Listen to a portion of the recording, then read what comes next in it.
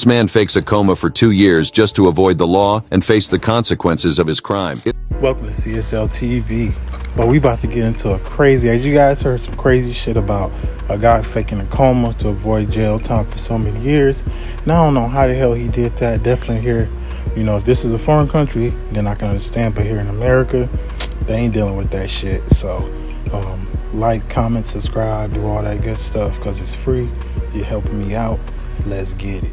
All started in the quiet streets of Great Britain, where Alan Knight and his wife, Helen Knight, hatched a plan worthy of any criminal mastermind. Alan, recently implicated in the theft of a staggering 40,000 euros from his elderly neighbor's retirement account, found himself being pursued by the relentless Bobbies, his neighbors. But instead of resorting to the usual methods of escape, Alan had a different idea. He would fake his own death or disappear into the shadows. No, Alan Knight was a criminal genius of a different caliber. Just as the authorities were closing in, an inexplicably extraordinary coincidence occurred. Alan was mysteriously struck with an undiagnosable illness, precisely at the time when the police were preparing to take him to trial. It was as if fate had intervened, providing Alan with the perfect opportunity to evade justice. He was initially arrested but released pending trial, and that's when the unexpected happened. A freak accident involving a garage door changed everything. The door smashed into Alan's spine, leaving him paralyzed from the neck down and inducing comatose states that could last for weeks. Suddenly, Alan found himself in serious medical danger. Confined to a wheelchair,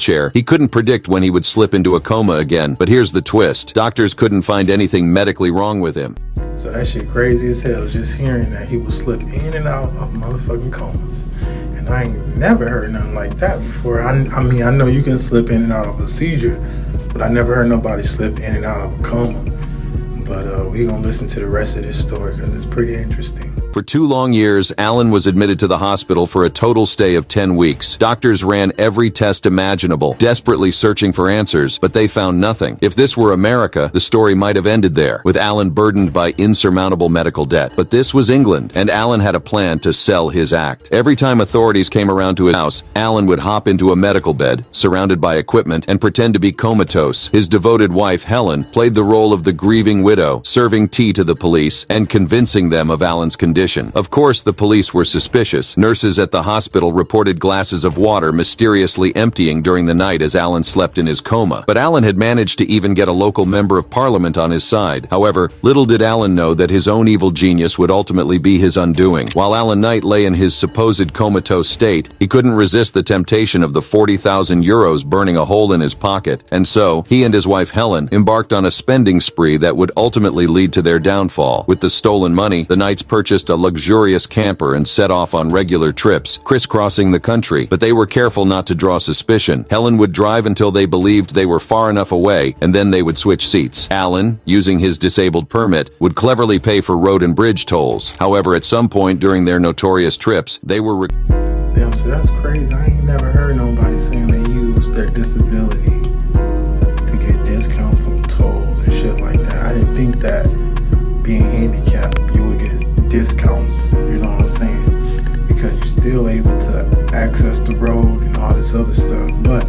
maybe this is just a foreign thing. Recorded by a camera positioned just 3 feet away. Little did they know that their every move was being traced. The police were onto them, following their trail through Alan's Tesco club card, which he used extensively during their trips. It was just a matter of pulling up CCTV footage, and like some sort of medical miracle, there was Alan Knight, happily shopping for groceries, engaging in casual conversations with other Tesco shoppers about the latest football match on the telly. But the evidence didn't stop there. The police stumbled upon personal photos the couple had taken during their various trips, including a friend's wedding and even a visit to Legoland. Yes, you heard that right. This man faking a medical coma had a better social life than you. The truth, however, wasn't going to stop Alan Knight. When the police finally ended his 2-year holiday by dragging him to court, he showed up in a wheelchair and neck brace, barely moving his eyes throughout the entire duration of his trial. He even wore the brace for his mugshot, maintaining the facade of his supposed paralysis. Desperate to avoid the consequences of his actions, Alan tried to shift the blame onto his son, but the police quickly cleared the innocent young man of any wrongdoing. In the end, justice prevailed. Alan Knight was sentenced to 14 months in prison for his audacious crimes, while his wife Helen received a 10-month sentence. And so, the man who thought he could outsmart the law with his faked coma was finally brought to justice.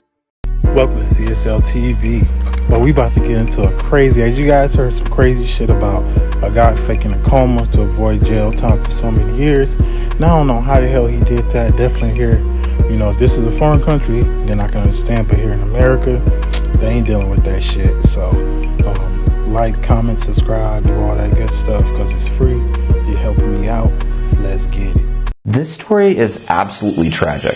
This is 18-year-old Lachlan Haining. Known as Lockie, he graduated high school last year. His friends and family knew him as a talented athlete who competed in national championships and was considered a role model. But Lockie's life took a tragic turn last week. On Thursday, an ambulance was called after he slid into a pool which caused him to lose consciousness. A family member pulled Lockie out of the water, but he ended up dying on the scene. As of right now, it's not clear if Lockie drowned or if he had some sort of medical episode. This all went down in Australia, where just 1 week before, a beloved teacher from Lockie's high school also died in the water. 53-year-old Lee Lemon, a science teacher nicknamed Rocket Man for his bold experiments, was on vacation over Christmas break when he got into a river and ended up drowning in the rough waters. The CDC notes that here in the United States, there are more than 11 drowning deaths per day, and it's the leading cause of death for children ages 1 to 4. Be careful out there. That is crazy. My condolences goes out to both of their fellas, just for the simple fact he lost his life. You know what I'm saying? It did. Just a little while back, the teacher lost his life. Also, shout out to my folks over at Notice News for this content, because they bring awareness in many places. Just like, I didn't know, 1 to 4-year-olds, at least 11, you know what I'm saying, kids die every day from drowning. And that's just very sad to hear, because we already know about how gun violence is, you know, all this crazy shit that's going on in the world with kids being hurt. And now you got them drowning on top of these idiots who's driving these cars, not paying attention, hurting folks, killing folks. So it's a lot going on, and that's why we need to work together to make this world better, because we have people that love us just like we have things and people that we love. So be careful, y'all.